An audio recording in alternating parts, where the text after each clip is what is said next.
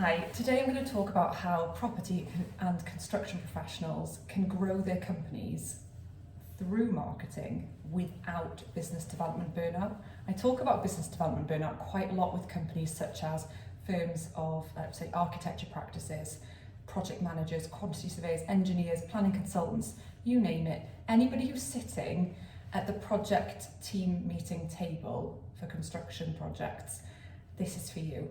So what do I mean by business development burnout? What I mean by that is that in your sectors, there tends to be quite long and complex purchasing journeys among your clients and the people that are making the decision about whether to bring you in on a project or not.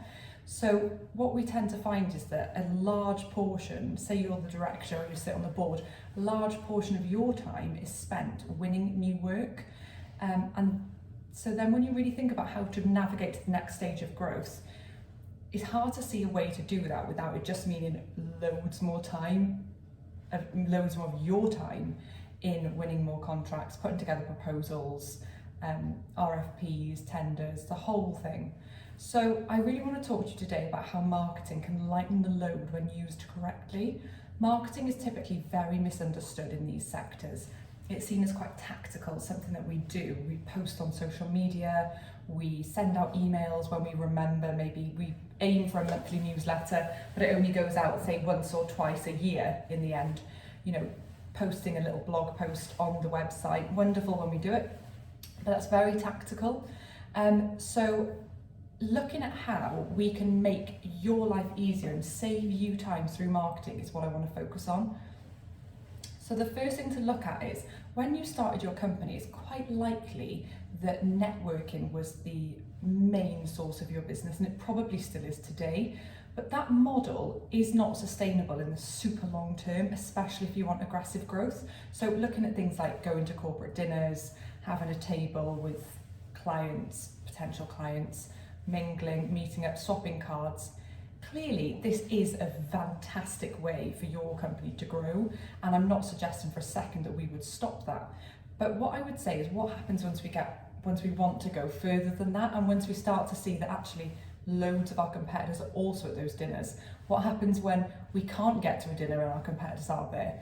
Or what happens when we miss out on something? So a really great example of this, a firm that I was working with, their main complaint to me was, Jade, I keep driving past these projects and seeing the signboards up and wondering why on earth were we not invited to quote on that job. I know those guys, I've actually done jobs with them in the past. So my main message to them was, I think that you've gotten too big to be able to continue with that sort of hamster wheel approach of meeting up with companies for coffees, catching up with them at dinners. You need marketing now to jump in and help with that nurture piece. So I'm not saying that dinners are dead, but if you're missing out on jobs, it could be that there are now too many contacts that you have that you're unable to keep on top of. So like I said at the start, if you had, say, you left a firm that did exactly what you do now, maybe you were a senior there or even a partner or even a director, and you thought, I'm going to set up my own firm. It may well be that as you left, you only needed a few clients. Some of them migrated with you, they had that loyalty, they really wanted to work with you. You'd been doing all the grafter and you were with the larger firm. You started up, and that's how you started your company. Maybe they introduced you to some others, and so on and so forth. And so that's how I typically see companies like your own grow. So it's usually after 10 years, but it doesn't have to be. One of the companies I worked with recently was after 3 years. It's usually after 10 years. There's a sweet spot of 12 years as well, I see a lot, that we find, you know what, this can't carry on. I'm becoming burnt out. I physically cannot keep on top of the proposals. I am missing out on jobs, missing out on opportunities, and also I really want to understand where should we put ourselves, you know, who is it that we're appealing to now that I've looked at all the jobs that we've done. So there's a few ways that marketing can lighten your load on this front.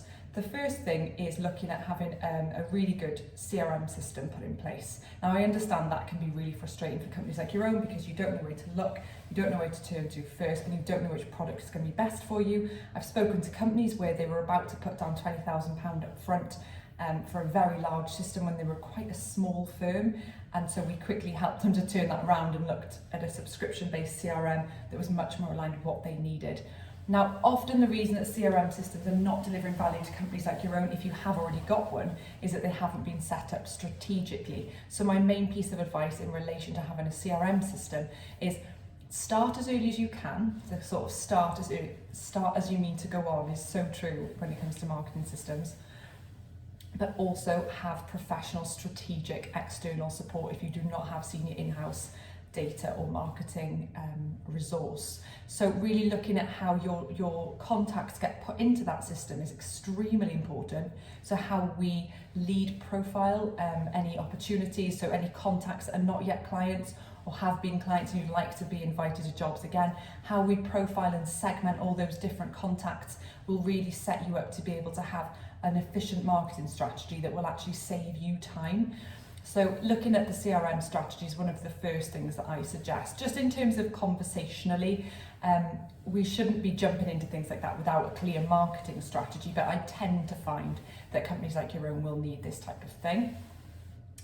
Once we have a CRM in place and we're really clear about what data we have, we've segmented it really nicely, we've tagged it where relevant, and this is quite a large piece, we can really start to look at what we can do with that. So let's say you've got, over the 10 years you've been operating, let's say you've got 700 contacts. They're nicely segmented, you would like to keep on top of them. You would like all of them to know that you would be able to help them with what they're doing, with their project, with passing you on to any end clients, or making sure that you're front of mind if an ideal project comes up for you. What can we do? Okay, so we can set up some email marketing campaigns that are designed less so of the sort of email newsletter form, which are great, but more along the lines of keeping them refreshed as to who you are, what you're about, what type of projects are an ideal fit for you, and in what ways you would be a great choice for the next upcoming project. And that leads me nicely on to the importance of brand positioning in a company like your own. So naturally, during your often long-winded process toward being invited to an opportunity, quoting, meeting with a potential client, you'll come up against competitors. Now, it can be really difficult in your sector to explain, here's why you would choose us, not the other options available, and it can be really easy to, at the end of the process, say, oh, they must have gone on cost. But my big message there is companies only tend to buy only on cost if they're given no other reason why they shouldn't. So really think about that. Are you giving during the business development process, are you giving these guys a reason as to why they should choose you over the other options? Are you giving a compelling enough argument? Because everybody's got a project portfolio. Your competitors may well have worked on just as wonderful projects and schemes as you yourselves, and may have even better industry experience than yourselves in a particular sector, whether that be retail, hospitality, leisure, whatever it is that you're specialising in. So brand positioning is about how can we get across through our marketing and our messaging, this is why you would choose us over somebody else. And this really comes from looking into what your customers, your existing clients like about you and why they would choose you over someone else. It can be really valuable to run an exercise like that to find out, look, tell me what frustrates you about companies like ours. What is it that you generally don't like about companies like us in the general marketplace? So then you can find out what their frustrations are, what they really don't like. Then you can ask them a little bit more about what is it you like about us? Why did you choose us? Why didn't you make another choice? And that helps you to see, okay, in line with the frustration of the general perception of the marketplace, here's why we would be chosen over somebody else. And it's also worth to look at, why might you make another choice, so you can find out where you're not necessarily deemed as strong. And that's really valuable, so that's not to be ignored. So it's not a particularly lengthy process, but it's, there is a process there to find out that sweet spot. So not just, I often see with companies like your own, a bit of a brainstorm as to who are we, what are we about, what's our promise, what's our mission, but what we really want to do with brand positioning is take all of the fantastic insights from you about your own business, but really place it into the language of your ideal end client, so that we can make sure that anything we push out is saying, hey, you have this frustration. Here's how we would be able to help you with that. X, Y, Z, here's some proof. So brand positioning is extremely important. Before you even go about doing that, something that you can do right now is really focus in on what is our ideal job.